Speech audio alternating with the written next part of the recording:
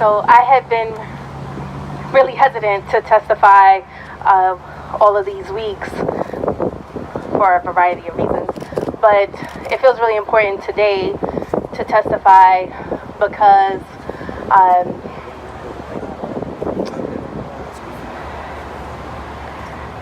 I am impacted by so many of the systemic oppressions that we are seeking to dismantle, and I've been moved by a lot of what you all have said today and a lot of what I've heard throughout the weeks, but a word that Jonathan said in his testimony just now resonated, but also just being here in the state of Rhode Island and knowing that its motto is hope. And I am a Christian, I am a minister, and I believe in the scripture in Hebrews that says that we have an anchor. Hope. We have an anchor in hope, and sadly, I haven't found that anchor in hope in a faith community here in Rhode Island, and for so many reasons, I have experienced.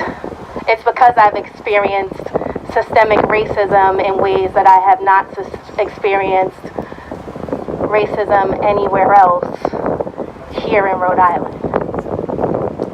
And while we have this national narrative that racism is in the South and the North is free, and we are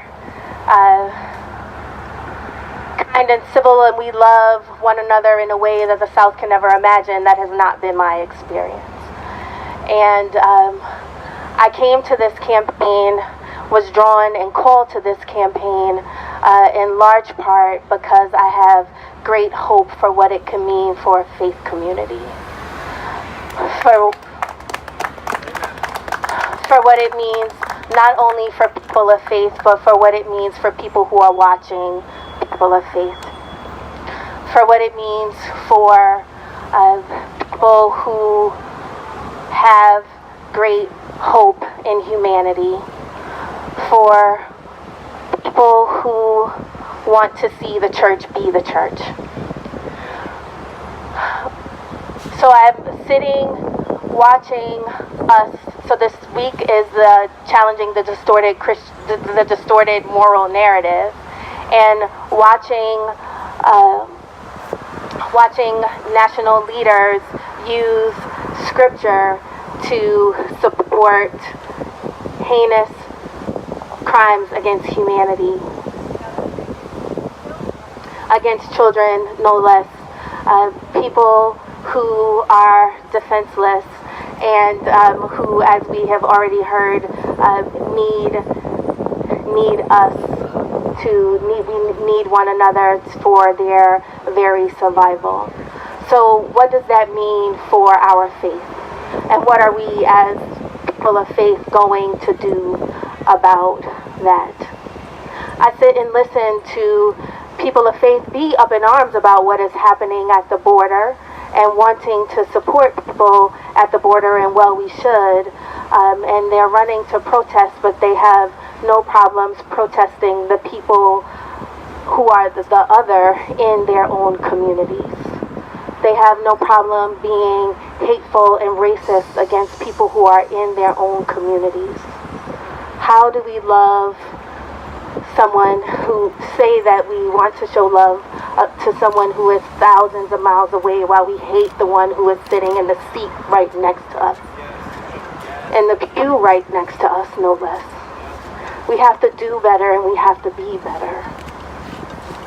And so this campaign, this Poor People's Campaign, a national call for moral revival, really is about saving the life of this very nation. But it's also about saving actual people's lives.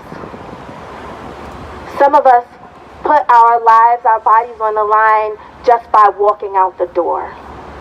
By getting out of bed, putting on our clothes, and walking out the door.